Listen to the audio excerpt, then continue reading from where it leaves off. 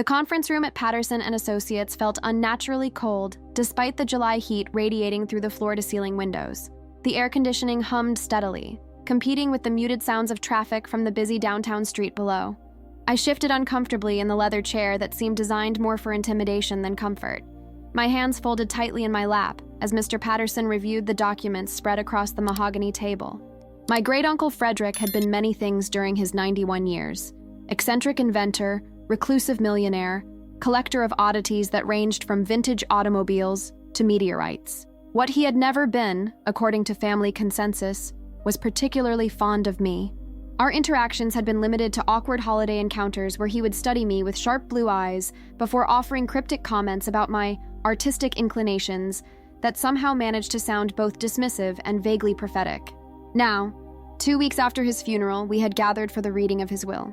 The we in this case consisted of my parents, my younger brother Marcus, and myself, the entirety of Uncle Frederick's living relatives, all of whom had varying degrees of expectation about inheriting from the man who had amassed considerable wealth through patents on mechanical innovations, but had shown little interest in conventional family relationships. Before I begin the formal reading, Mr.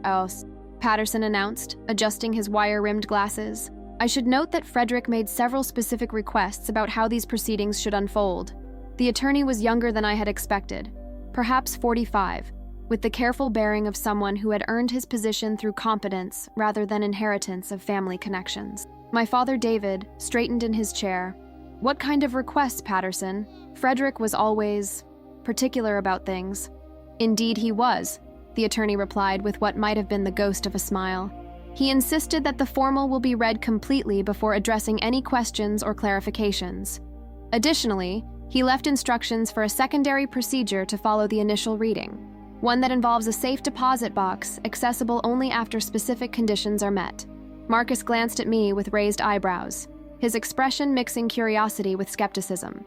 My younger brother had always been Uncle Frederick's clear favorite, mechanically inclined, eager to discuss engines and gadgetry, the obvious inheritor of the old man's technical interests and substantial workshop. If anyone deserved to benefit from Uncle Frederick's eccentric legacy, it was Marcus. Let's proceed then, my mother said with the practical efficiency that had carried her through decades of managing our family's modest household, while my father pursued his accounting career. We're prepared to listen. Mr. Patterson opened the leather-bound document and began to read in the measured cadence that transforms everyday language into legal pronouncement. The will began with standard legal formalities, declarations of sound mind, revocation of previous documents, appointment of executors. I found my attention drifting despite my best efforts to concentrate, my gaze wandering to the framed certificates on Mr. Patterson's wall attesting to his legal credentials and professional memberships. The familiar anxiety that preceded family disappointments was building in my chest. The same tightness I had experienced at report card conferences and college acceptance discussions where my artistic pursuits were weighed against more practical achievement. Regarding the distribution of my estate, Mr. Patterson read, his tone shifting to indicate we had reached the substantive portions of the document. I make the following bequests. My father leaned forward slightly, his accountant's mind undoubtedly calculating percentages and tax implications, even as he maintained appropriate gravity for the occasion. To my nephew David Miller, I leave my collection of antique tools and woodworking equipment, along with the sum of $50,000. Mr. Patterson paused briefly before continuing. To his wife, Catherine Miller, I leave my library of technical manuals and engineering texts, along with the sum of $25,000. My parents exchanged glances, appreciative of the bequests, but clearly expecting more substantial provisions, given Uncle Frederick's known wealth and their status as his closest adult relatives. To Marcus David Miller, the attorney continued, I leave my workshop and all mechanical equipment therein, my collection of vintage automobiles, and the sum of $500,000. Marcus's face flushed with pleasure and surprise. The workshop alone was worth a fortune. A massive converted warehouse filled with precision tools, prototype machinery, and rare automotive restoration equipment that had been Uncle Frederick's pride for over 60 years. Combined with the car collection and substantial cash bequest, my brother had inherited assets worth millions. Additionally, Mr. Patterson added, Marcus will have first right of refusal on any patents that may be sold from the estate, should he choose to pursue commercial development of Frederick's remaining inventions. This provision had particular significance, Uncle Frederick's patents had generated substantial income over the years, with several innovations becoming standard components in industrial machinery. Giving Marcus access to undeveloped patents represented not just immediate wealth, but potential long-term income streams. That concludes the specific individual bequests, Mr. Patterson announced, closing the document with deliberate precision. I maintained my composure despite the familiar sting of exclusion. Uncle Frederick had acknowledged everyone else with meaningful gifts that reflected their interests or relationships with him, while I had received the predictable omission that characterized my experience with extended family. The pattern was so established that disappointment felt almost automatic rather than fresh. The remainder of my estate, Mr. Patterson continued, reopening the document, including my residential property, remaining financial accounts, and miscellaneous personal effects, I leave to charitable organizations as detailed in Schedule A. Even this came as no surprise. Eccentric older relatives often directed substantial assets to causes rather than family members, particularly when family relationships had been limited or strained. Uncle Frederick had maintained minimal contact with any of us in recent years, his increasing reclusiveness making him more legend than relative in our daily lives. This concludes the formal reading of Frederick Miller's last will and testament, Mr. Patterson announced, gathering the papers into a neat stack. However, Frederick left specific instructions regarding a secondary matter that must now be addressed. He reached into his desk drawer and withdrew a small brass key attached to a red ribbon, an unusual object that seemed more suited to opening a music box than anything of legal significance. Frederick Miller maintained a safe deposit box at First National Bank, the attorney explained, holding the key carefully. This box was established 15 years ago with explicit instructions that it could only be accessed after the formal will reading had been completed and only by the person whose name appears on the signature card. Mr. Patterson turned the key over in his hands, reading from a small tag attached to the ribbon. The box is registered under the name Sarah Catherine Miller, my name, the name I had been given at birth but had abandoned in favor of my middle name, Casey, during elementary school when other children had difficulty pronouncing it correctly. Only Uncle Frederick had continued to use my full given name during our rare encounters, a formality I had interpreted as evidence of his emotional distance rather than any particular recognition of my identity. There must be some mistake, my father said, voicing what we were all thinking. Sarah, Casey, wasn't mentioned in the will at all. Mr. Patterson consulted his documentation carefully. There's no mistake. Frederick was quite explicit that the box contents were separate from the formal will and could only be accessed by the named individual. He also left instructions that the box must be opened within 48 hours of the will reading, or its contents will be permanently sealed. The arbitrary deadline seemed characteristic of Uncle Frederick's tendency toward dramatic gestures and unusual conditions. Throughout his life, he had attached strange requirements to everything from birthday gifts to simple conversations, tests of attention, memory, or commitment that often seemed pointless but apparently held significance in his complicated worldview. I'll need proper identification and the key, Mr. Patterson continued, extending the brass key toward me. The bank is expecting us tomorrow morning at 10 o'clock. Will that work for your schedule? I accepted the key, its surprising weight suggesting something more substantial than simple brass construction. Yes, that's fine, but I have no idea what this could be about. Uncle Frederick and I weren't close. Proximity isn't always the best measure of connection, the attorney observed with what sounded like personal experience informing his assessment. Frederick was a remarkably observant man, even when he appeared disengaged from family matters. As we prepared to leave, Marcus approached me with uncharacteristic hesitancy. Casey, if this turns out to be something significant, I mean, I got the workshop and cars and everything. If Uncle Frederick left you something important too, that's fair. The unexpected generosity in his comment, acknowledging the possibility that our eccentric great-uncle might have recognized value in me that the family had consistently overlooked, touched me more than I had anticipated. Marcus had always been kind, but had never previously challenged family patterns that positioned him as the obviously favored grandchild. We'll find out tomorrow, I replied, squeezing his shoulder briefly. Whatever it is, I'm sure Uncle Frederick had his reasons. As we departed the law office into the humid summer evening, the brass key felt warm in my palm. Whether from my body heat or some other source, I couldn't tell. Whatever awaited in that safe deposit box represented Uncle Frederick's final communication with me, delivered with characteristic drama and precise timing that ensured maximum impact on family dynamics already shifted by the day's revelations. First National Bank's private client services occupied a discreet floor accessible only by special elevator key, far removed from the bustling commercial banking operations below. Mr. Patterson guided me through security procedures with practiced ease, his familiarity with the process suggesting this wasn't his first posthumous safe deposit box revelation. Frederick was very specific about the procedures, he explained as we waited for the bank manager. The box could only be opened with 2 keys, the one he left with me and another held by the bank, and only in the presence of both his attorney and the named beneficiary. The formality seemed excessive for what might contain nothing more than family photographs or sentimental items, but Uncle Frederick's tendency toward elaborate security measures for even mundane possessions was well-established family lore. Mrs. Henderson, the bank manager, appeared with professional punctuality, carrying a folder containing documentation that she reviewed briefly before leading us to the private viewing room. The space was windowless and quiet, furnished with simple chairs around a small table, an environment designed for discreet family business conducted away from public observation. Box 847 has been in Mr. Miller's name for 15 years, Mrs. Henderson confirmed, consulting her records.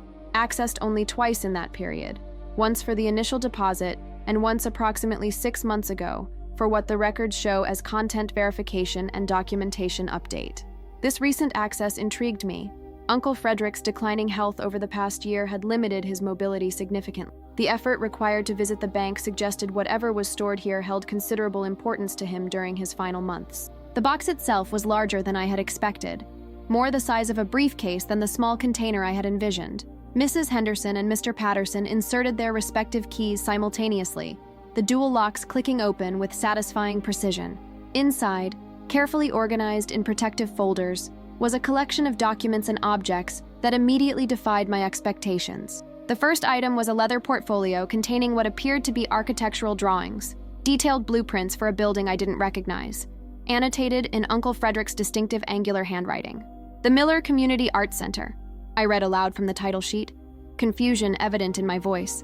I've never heard of this project, Mr.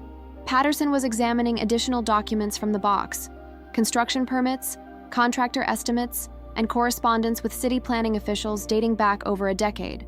It appears Frederick has been developing plans for an arts facility in downtown, designed specifically for community access and education programs. Below the architectural materials lay a series of photographs showing a vacant lot I recognized from my daily commute, a neglected space between the historical district and the newer commercial developments where I had often imagined some community gathering place might flourish.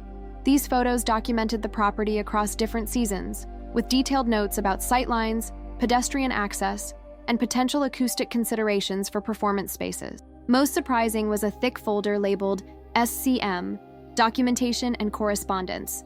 Inside were copies of every art piece I had created since high school, photographs he must have taken without my knowledge during family gatherings, newspaper clippings featuring my community mural projects, even printouts of the modest website where I displayed my freelance graphic design work.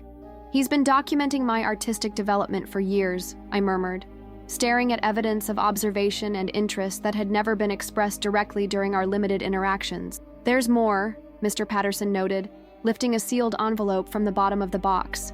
This is addressed to you specifically, with instructions to read it before examining the final contents. The envelope contained a handwritten letter on Uncle Frederick's personal stationery, simple cream paper, with his initials embossed in navy ink. Dear Sarah, if you're reading this, then Patterson has followed my instructions and you've discovered that my attention to your artistic pursuits was more comprehensive than I ever indicated during my lifetime. I apologize for the secrecy, but our family's tendency to shape individual choices through collective pressure made direct engagement with your interests inadvisable, while other relatives might interfere with your natural development. What you'll find in this box represents 15 years of planning for a project I could never complete alone. The creation of a community arts center that would serve the downtown area's underserved populations while providing exhibition and performance space for local artists regardless of their commercial viability or social connections. I have purchased the property, commissioned architectural plans, secured necessary permits, and established a construction fund sufficient to complete the project. What I have lacked is the vision and passion necessary to direct such an endeavor, qualities I have observed in you throughout your quiet development, despite the family's systematic failure to recognize or encourage your talents. The final documents in this box transfer ownership of the property, construction funds, and architectural plans to you, should you choose to accept this responsibility.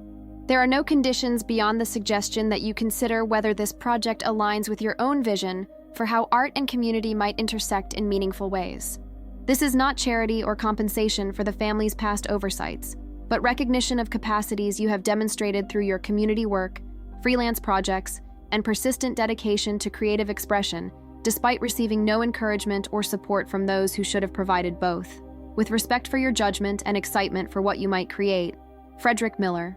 I looked up from the letter to find Mr.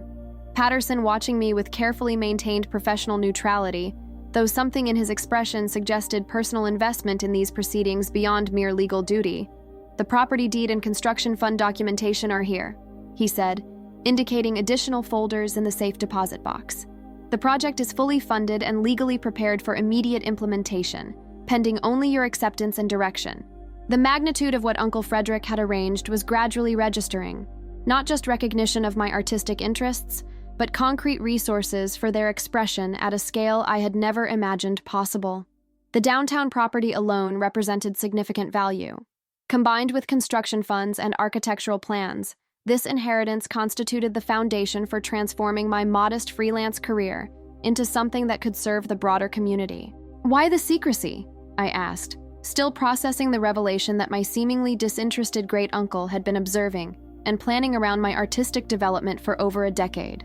Frederick was concerned about family interference, Mr. Patterson explained diplomatically. He felt that direct communication about these plans might prompt attempts to redirect the project toward more conventional objectives or recipients considered more appropriate by family consensus. The assessment rang true. Any advanced knowledge of this project would likely have triggered suggestions that Marcus would be better positioned to manage construction aspects, that the Arts Center should be developed in partnership with established cultural institutions, that community outreach was noble, but required more experienced guidance than I could provide. What happens if I choose not to accept? I asked, thinking of the overwhelming responsibility inherent in managing such a substantial project.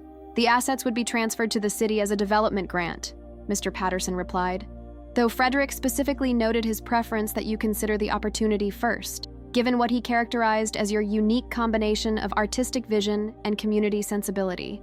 As I gathered the documents that would require careful review and consideration, I reflected on the extraordinary transformation this discovery represented, from overlooked family afterthought to the recipient of resources and recognition that could reshape not just my personal circumstances but potentially the cultural landscape of our entire community. The safe deposit box had contained more than Uncle Frederick's final bequest. It had revealed his confidence in capacities I had never been encouraged to recognize within family contexts, creating possibilities for creative expression and community service that extended far beyond anything I had dared to envision for my future. The downtown property revealed itself gradually as I walked its perimeter, measuring tape in hand, and Uncle Frederick's architectural plans spread across the hood of my car.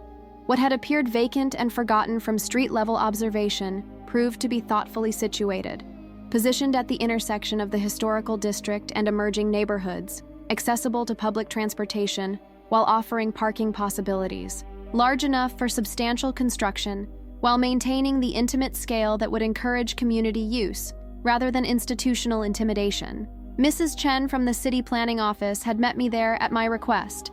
Bringing the permit files and regulatory documentation Uncle Frederick had meticulously assembled over years of preparation.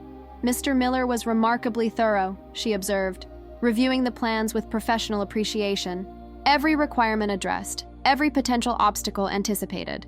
The project could begin construction immediately once you've secured contractors and finalized interior specifications. The ready-to-build status reflected Uncle Frederick's engineering background, systematic preparation that eliminated uncertainty and delay. Unlike the artistic projects I typically managed through improvisation and adaptive problem-solving, this inheritance came with detailed instructions, established timelines, and comprehensive resource planning. He consulted with me several times about community needs assessment, Mrs. Chen continued. Not just current demographics, but projected changes based on urban development patterns. The performance space specifications, in particular, were designed to accommodate both intimate gatherings and larger community events. This level of analysis surprised me. Uncle Frederick's reclusiveness had suggested minimal engagement with community affairs. Yet the plans before me reflected deep understanding of local cultural needs and thoughtful consideration of how architectural spaces could foster specific types of social interaction. "Did he mention why he was planning this project?" I asked, curious about motivations that had never been expressed during our limited family interactions. Mrs. Chen smiled, apparently remembering something specific. "He said the city needed a place where creativity could flourish without commercial pressure or institutional approval, where community members could engage with art and performance based on interest rather than financial capacity or social connections." The philosophy aligned perfectly with values I had developed through my community mural work and volunteer programs with local schools, beliefs about art's accessibility and community function that I had never articulated within family contexts where such idealism was typically dismissed as impractical. As I studied the interior layouts Uncle Frederick had commissioned, his vision became increasingly clear. The main gallery space featured modular walls that could accommodate diverse exhibition needs. The performance area incorporated acoustic design for both music and spoken word. Classroom spaces were sized for workshops that could serve different age groups. A community darkroom would support photography education. And most thoughtfully, a cafe area would provide gathering space and potential modest revenue stream to support ongoing operations. My phone buzzed with a text from Marcus. "Mom said you found Uncle Frederick's mystery project. Can I see? Might be able to help with construction management if you decide to proceed." The offer was characteristic of my brother's generous nature, genuine interest in supporting my endeavors despite his own substantial inheritance requiring attention. Marcus had always possessed the family's mechanical aptitude while somehow avoiding the competitive dynamics that shaped other relationships among Frederick's relatives. I responded affirmatively, suggesting he join me at the property the following morning. If this project were to succeed, I would need allies who understood both construction realities and family dynamics that might influence community perception of a Miller-funded initiative. That evening, I spread Uncle Frederick's documents across my kitchen table, reviewing not just architectural plans but correspondence with potential community partners, demographic studies of underserved populations, and financial projections for operating the completed facility. The comprehensive nature of his preparation was both impressive and intimidating. This wasn't a sentimental gesture, but a serious community infrastructure project requiring sustained commitment and capable management. Most intriguing was a folder labeled Community Input Sessions. Apparently, Uncle Frederick had conducted informal surveys with local artists, teachers, and community leaders about their vision for such a facility. Their responses had clearly influenced specific design decisions and program concepts, suggesting his planning had incorporated perspectives from those who would ultimately use the space. Among these community conversations, I found notes from a meeting with Elena Rodriguez, whose after-school art program had provided creative opportunities for children in the lower-income neighborhoods near the proposed site.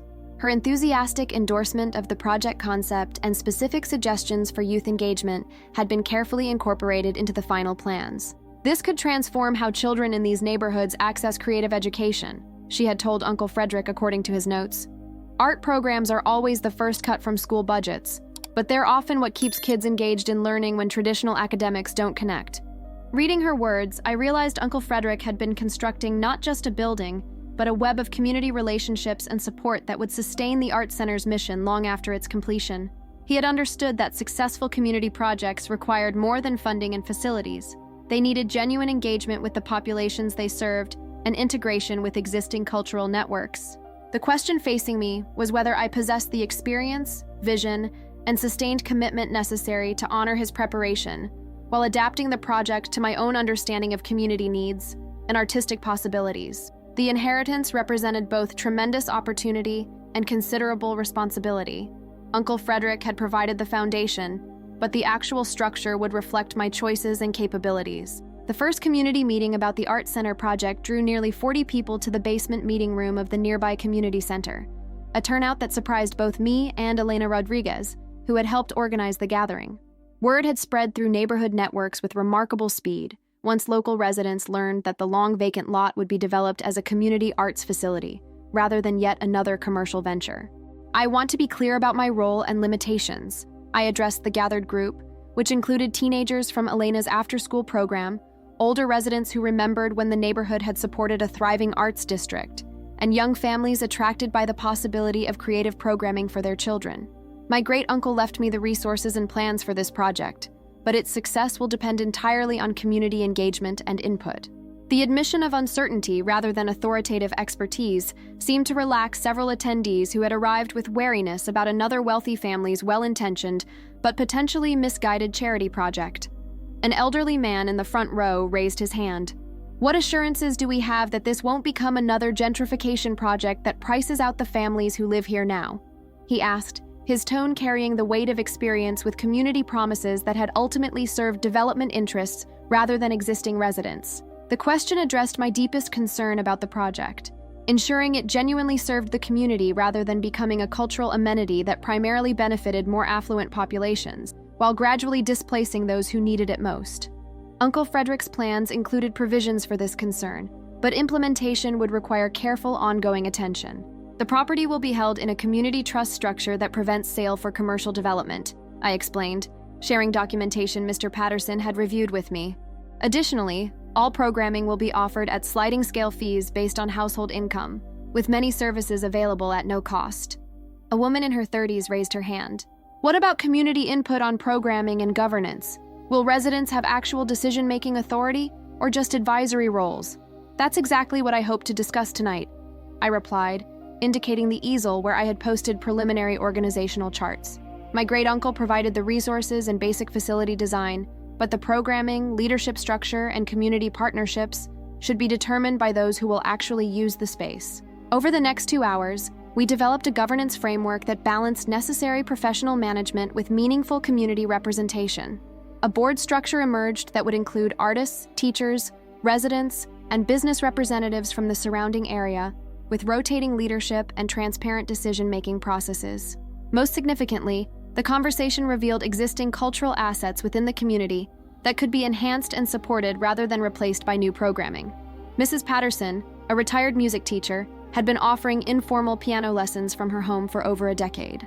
Miguel Santos, a muralist whose work decorated several neighborhood businesses, had been seeking workshop space for collaborative projects. Teenagers from Elena's program had formed a poetry collective that needed performance venues. "This feels different from other development meetings I've attended," observed James Wright, a community activist whose initial skepticism had gradually shifted to cautious engagement. "Usually, outside funding comes with predetermined ideas about what the community needs. This seems more like facilitation of what already exists." The distinction he identified aligned with my developing understanding of the project's potential impact, not imposing external cultural programming, but amplifying and supporting creative activities that community members were already pursuing despite resource limitation. As the meeting concluded with working groups forming around specific aspects of planning and implementation, Elena approached me with a folder containing additional community input she had gathered since learning about the project. "Your uncle interviewed me 3 years ago about youth programming," she revealed. "I wondered at the time why someone from the Miller family was interested in after-school arts education, but he seemed genuinely curious about what was missing from current options." This continued evidence of Uncle Frederick's sustained engagement with community needs, despite his public persona as a reclusive inventor, suggested the Arts Center represented years of careful observation and planning, rather than a last-minute philanthropic gesture. "Did he ask about me specifically?" I inquired, curious about what he might have known regarding my community involvement. Elena smiled. "He mentioned having a great niece who did interesting work with murals and local school partnerships. When I asked if you might be involved in the Arts Center project, he just said, 'We'll see.' Very mysterious." As I drove home through the evening streets, my car filled with folders of community input and preliminary plans, I reflected on the complex picture emerging of Uncle Frederick's final years. The man who had seemed increasingly isolated from family relationships had apparently been deeply engaged with community observation and planning, not in public ways that would attract attention or appreciation, but through quiet preparation for a legacy project that honored values he had never explicitly discussed with any of us. The safe deposit box had contained more than architectural plans and legal documents. It had revealed a side of Uncle Frederick that complicated my understanding of family relationships and recognition. Perhaps his apparent distance from family dynamics had actually been protective, creating space for genuine assessment of individual qualities without influence from the collective evaluations that shaped most family interactions. Construction began 6 months after that first community meeting, with local contractors hired through a bidding process that prioritized neighborhood businesses over larger firms with potentially lower costs but no community connections. Marcus had indeed proven invaluable in managing the technical aspects. his mechanical expertise translating effectively to coordinating trades and ensuring quality control. His involvement had also provided family credibility that smoothed various regulatory and permit processes. The most significant challenge hadn't been logistical, but interpersonal, navigating the complex dynamics created by my sudden shift from ignored family member to director of a substantial community project. Several relatives had attempted to assert advisory roles or request involvement in ways that would have gradually shifted decision-making authority back toward traditional family power centers. These approaches required careful deflection without creating unnecessary conflict or permanently damaging relationships. "Have you given thought to naming opportunities?" Aunt Elizabeth had suggested during a particularly direct conversation at a family barbecue. The Miller Community Arts Center is lovely, but acknowledging other family contributors might strengthen community support and demonstrate family unity. Translation: incorporate visible recognition for established family members who could provide ongoing financial or political support, potentially at the cost of the grassroots community engagement that was central to the project's mission. "The community has expressed strong preference for maintaining focus on programming rather than donor recognition," I had replied, employing the collective input as diplomatic shield against individual family pressure. Uncle Frederick's plans specifically emphasized accessibility over prestige. Similar conversations occurred throughout the development process: suggestions for board positions, offers of supplementary funding with attached conditions, proposals for affiliated programming that would have gradually transformed the grassroots facility into something more aligned with traditional cultural institutions. Each required careful navigation that preserved community control while maintaining family relationships that would continue beyond this project. The most delicate situation involved my parents, whose modest income had always created awkward dynamics around family financial discussions. My sudden wealth and community prominence had initially increased this discomfort, with both of them struggling to recalibrate their relationship to their daughter, who now controlled resources beyond anything they had ever imagined managing. "Are you sure you know what you're doing?" my mother had asked during one of our regular coffee meetings, her concern genuine but tinged with the worry that had characterized her approach to my artistic pursuits throughout my life. "This is so much money, so much responsibility. What if something goes wrong?" Her anxiety reflected both protective maternal instinct and legitimate concern about my limited experience with project management at this scale. The community trust structure would provide some protection against catastrophic failure, but the reputation and relationship risks were real if the Arts Center struggled or failed to achieve its intended impact. "I'm learning as I go," I had admitted honestly, "but the community support has been remarkable, and the professional consultants Uncle Frederick identified have been incredibly helpful with aspects I don't understand yet." What I hadn't mentioned but was gradually recognizing was how much I was enjoying the challenge of translating creative vision into practical reality.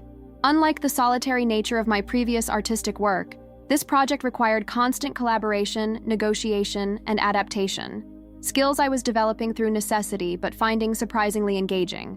The breakthrough moment came during a design review session where community board members were finalizing interior layouts for the various program spaces. A disagreement had emerged about allocating square footage between performance and visual arts areas, with passionate advocates for each function presenting compelling arguments for maximizing their preferred space. "What would Frederick have wanted?" asked Miguel Santos, voicing the question that often arose when difficult decisions required resolution. Rather than speculating about Uncle Frederick's preferences, I suggested we focus on the principles embedded in his design: flexibility, community responsiveness, accessibility across different artistic disciplines. This approach led to an innovative solution where modular elements would allow spaces to be reconfigured based on seasonal programming needs, rather than permanently fixed allocations. "That's exactly the kind of creative problem-solving this place is supposed to encourage," Elena observed with satisfaction. "Finding solutions that serve multiple needs, rather than forcing choice between equally valuable options." The observation captured something essential about the project's evolving identity: not just a venue for artistic programming, but a demonstration of collaborative approaches to community challenges. Uncle Frederick had provided the framework and resources, but the actual facility was emerging from collective engagement that honored his vision while reflecting contemporary needs and possibilities. As construction neared completion and opening preparations intensified, I found myself transformed by the experience in ways that extended beyond artistic or professional development. Managing this project had required asserting authority and vision within family and community contexts where I had previously operated primarily in supportive or peripheral roles. The confidence emerging from this successful navigation felt solid and earned rather than artificially imposed. Most significantly, the Arts Center represented tangible proof that Uncle Frederick's quiet observation and posthumous recognition had been based on accurate assessment of capacities I hadn't fully recognized in myself. The inheritance he had designed through that mysterious safe deposit box had created opportunity for growth and impact that might never have emerged through conventional family dynamics or traditional artistic career paths. Opening day for the Miller Community Arts Center arrived with perfect autumn weather. Crisp air and brilliant sunshine that illuminated the completed building's warm brick facade and the colorful banners created by local artists to mark the occasion.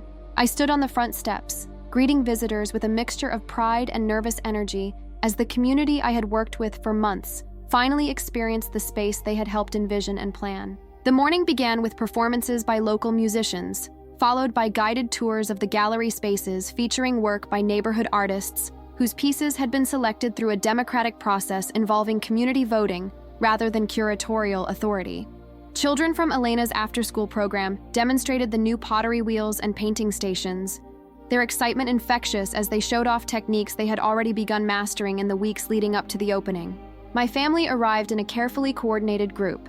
My parents, Marcus with his wife and children, and several cousins who had gradually warmed to the project as its community impact became apparent.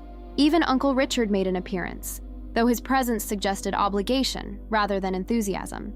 He moved through the space with the assessing gaze of someone evaluating a business venture, rather than celebrating a community achievement. "Impressive turnout," he commented when our paths crossed near the performance area, where a local poet was reading to an engaged audience of neighbors who might never have attended such an event in a traditional cultural venue. "Frederick would be pleased, I think." The careful phrasing suggested he was still adjusting to the revelation of Uncle Frederick's passionate investment in community cultural development, so contrary to the family's image of him as an isolated inventor, concerned primarily with mechanical rather than social innovation. Marcus had thrown himself into the celebration with characteristic enthusiasm, helping set up equipment for afternoon workshops and engaging with community members about the technical systems he had helped install. Casey designed the lighting to be adjustable for different uses, he explained to a group of teenagers examining the performance space.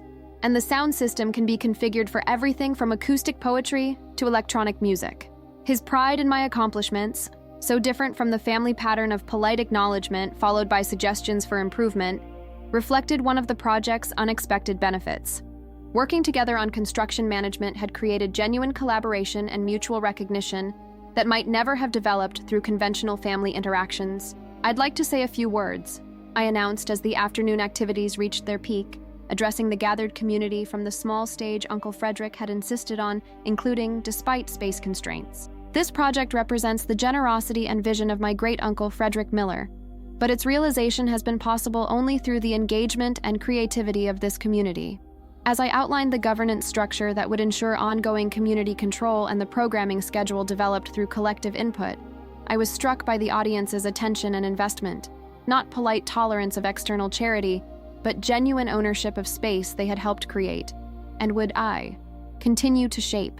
"Most importantly," I continued, "this art center represents Frederick Miller's belief that creativity and community strengthen each other, that providing space for artistic expression serves not just individual artists, but the broader social fabric that makes neighborhoods into genuine communities." The speech concluded to enthusiastic applause, but what moved me more were the one-on-one conversations that followed. Children excitedly describing projects they planned to begin in the new workshops, older residents sharing memories of the area's earlier cultural history, teenagers discussing poetry performances they were organizing for next month. Late that afternoon, as the formal celebration wound down and only volunteers remained to help with cleanup, my mother found me in the main gallery space, sitting quietly among the displayed artworks created by community members across various ages and backgrounds. "He knew, didn't he?" she said softly, settling beside me on the bench centered in the space. "Frederick knew exactly what you were capable of, what you valued, what would bring out your best qualities, even when the rest of us couldn't see past our own assumptions." The observation touched on something I had been reflecting on throughout the day, how Uncle Frederick's posthumous recognition had enabled not just this specific project, but a fundamental shift in my understanding of my own capabilities and potential community impact. "I think he saw something the family dynamics had obscured," I replied, thinking of the careful documentation he had maintained of my artistic development, despite the apparent distance he had kept from family interactions. He understood that recognition and resources could amplify qualities that already existed, rather than creating them from scratch. A good engineer's approach, my mother agreed with a small smile. Identify existing strengths and design systems to support their optimal function, rather than trying to impose predetermined structures that might not align with actual conditions. As evening approached and the last volunteers departed, I remained in the gallery space that represented the culmination of Uncle Frederick's secret planning and community collaboration. The safe deposit box that had seemed like an afterthought following the formal will reading had actually contained the most significant inheritance, not just financial resources, but confidence in my vision and capacity to translate artistic interests into meaningful community service. The child they had all ignored, the phrase from my grandmother's unexpected recording at another family's will reading that had prompted Marcus to share that story with me months earlier, had found an echo in Uncle Frederick's quiet observation and ultimate recognition. Perhaps the most overlooked family members possessed perspective precisely because of their distance from established power dynamics and expectations, enabling them to see possibilities that conventional success patterns might obscure.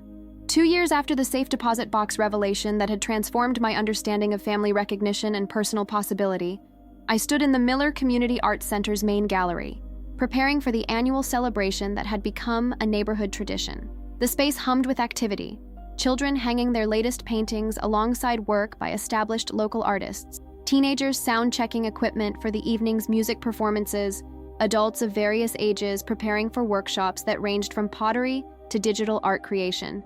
The center had exceeded even my most optimistic projections for community engagement and cultural impact. The sliding scale fee structure ensured accessibility across income levels, while innovative programming partnerships with local schools had integrated arts education into academic curricula that might otherwise have eliminated such opportunities due to budget constraints. Most importantly, the governance model continued to evolve through genuine community participation rather than external direction. The waiting list for fall classes is already full, Elena reported as we reviewed registration numbers from her position as Community Program Coordinator, a role that had grown naturally from her initial volunteer involvement. Especially the intergenerational workshops where teenagers teach digital skills to older adults while learning traditional techniques. Those have become incredibly popular. This cross-generational programming had emerged from community suggestion rather than planned curriculum, exemplifying how the center had developed its own cultural identity through use rather than imposed vision. Uncle Frederick's architectural framework had provided necessary infrastructure, but the actual programming reflected authentic community interests and relationships. Marcus appeared from the workshop area where he was setting up for an evening presentation about sustainable building techniques, another evolution of his involvement that had extended beyond construction management to ongoing educational programming. The new 3D printer is installed and running perfectly, he announced. The kids have been designing community improvement projects all week. His continued engagement represented one of the project's unexpected family benefits, creating space for genuine collaboration that bypassed the competitive dynamics typically characterizing cousin relationships. Working together on meaningful community service had developed authentic connection based on shared values rather than inherited obligation. Your uncle would be amazed by what you've created here, observed Mrs. Henderson from the bank, who had become an unexpected ally and occasional volunteer despite no obvious connection to arts programming. When he established that safe deposit box 15 years ago, I don't think even he imagined the extent of community engagement that would develop. Her comment prompted reflection on the gap between Uncle Frederick's carefully planned framework and the vibrant reality that had emerged through collective creativity and commitment. While his architectural vision and financial resources had been essential, the actual cultural impact had developed through relationships and programming no individual planner could have fully anticipated or controlled. I've been thinking about legacy differently lately, I admitted to the small group gathered around the registration table. Not just what we inherit from previous generations, but what we create for future ones through how we use our inherited resources and opportunities. This perspective had evolved gradually through the project's development, initially focused on honoring Uncle Frederick's vision while serving community needs, but increasingly recognizing the Arts Center as a living demonstration of how individual inheritance could be transformed into collective benefit without losing its personal significance. As evening approached and the celebration transitioned from daytime family activities to performances by local musicians and poets, I found a quiet moment in Uncle Frederick's honor, a small alcove displaying his original architectural plans alongside photographs documenting the center's construction and community engagement. The display concluded with a simple plaque acknowledging his vision and generosity in creating space where community and creativity strengthen each other. The memorial was modest compared to traditional family monuments emphasizing individual achievement and social status, but it captured something essential about the inheritance he had designed: recognition that transformed personal resources into community assets while honoring the individual vision that had made such transformation possible. Later that evening, as the last performers concluded their sets and community members began gathering materials to depart, I reflected on the extraordinary journey initiated by that brass key and safe deposit box revelation. The will reading had ended with my apparent exclusion from Uncle Frederick's legacy, only to reveal an inheritance more significant than anything distributed through formal legal documents. The resources he had secretly accumulated and strategically transferred had created possibilities for community service and artistic expression that might never have emerged through conventional family dynamics or traditional career development. More importantly, his confidence in my capacity to manage such responsibility had catalyzed personal growth and community engagement that continued to unfold in directions neither he nor I could have fully anticipated. Standing in the gallery space surrounded by artwork created by community members whose talents had been nurtured through programming, made possible by his posthumous generosity, I recognized that the most valuable inheritance had been neither financial resources nor physical facilities, but the opportunity to discover and develop qualities that family dynamics had consistently undervalued, qualities that had proven essential for transforming individual bequest into genuine community asset. The safe deposit box had contained Uncle Frederick's final message about recognition and possibility. Not dramatic reversal of family patterns, but patient investment in capacities that could flourish given appropriate support and community context. His inheritance had changed not just my circumstances, but my understanding of how individual resources might serve purposes beyond personal advancement or family aggrandizement, creating legacy through service rather than mere accumulation. That transformation, from overlooked family member to community cultural leader, represented the true treasure Uncle Frederick had locked away for 15 years, waiting for the moment when family patterns had been disrupted enough to allow different possibilities to emerge and take root in fertile ground. He had quietly prepared through decades of observation, planning, and ultimately, unexpected faith in capacities that had been systematically ignored until they could finally, properly, flourish.